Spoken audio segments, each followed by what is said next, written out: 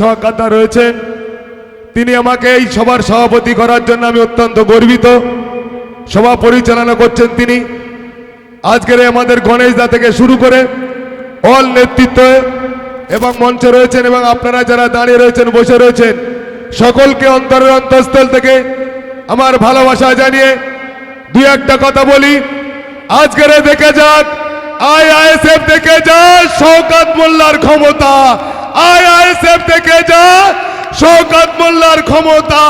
কারণ আজকের দ্বিতীয় 21শে জুলাই হয়ে গেছে, হাতিশালা 6 লেনে শওকত মোল্লার ডাকে আজকের যেমন 21শে জুলাই আমরা যাই, ভাঙড় বিধানসভার মানুষ শওকত মোল্লার ডাকে এক ডাকে এসে হাজির হয়েছে। সকালবেলা যখন বৃষ্টি হচ্ছিল তখন মনে হচ্ছিল মিটিংটা হবে কি হবে না।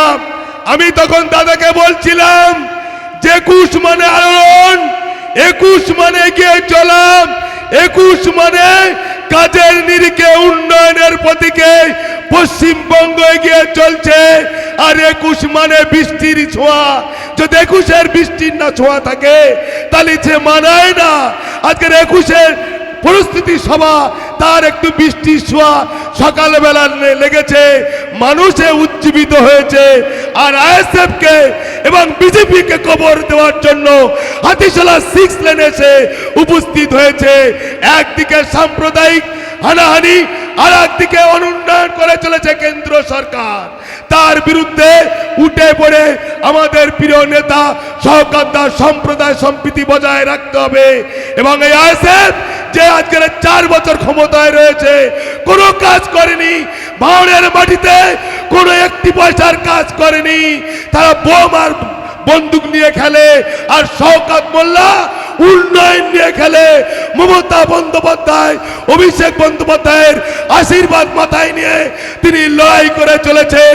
তাই আগামী 26-এ আমাদের যে মেগা ফাইনাল রয়েছে, আজকের 21-এর পরিস্থিতি সভা থেকে আমাদের শপথ নিয়ে বাড়ি ফিরবো। আগামী 26-এ এই আইএসএফ ভাঙড় থেকে মুছে নতুন দিগন্তে তৃণমূল কংগ্রেস শওকত দার নেতৃত্বে পথ পথ করে উঠবে। এই আশীর্বাদ, এই দোয়া রেখে আমার বক্তব্য শেষ করলাম। জয় হিন্দ, বন্দে মাতরম। তৃণমূল কংগ্রেস জিন্দাবাদ, মমতা বন্দ্যোপাধ্যায় জিন্দাবাদ, অভিষেক বন্দ্যোপাধ্যায় জিন্দাবাদ, প্রিয় নেতা শওকত দা জিন্দাবাদ।